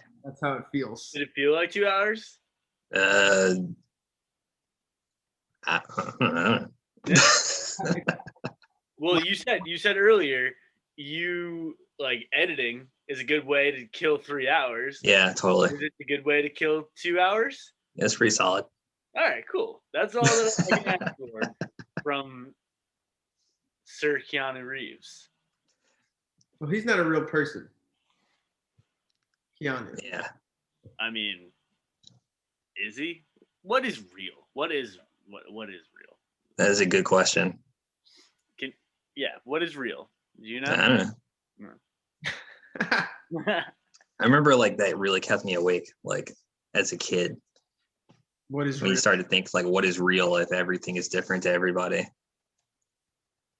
Yeah, I love that rabbit hole you can go down.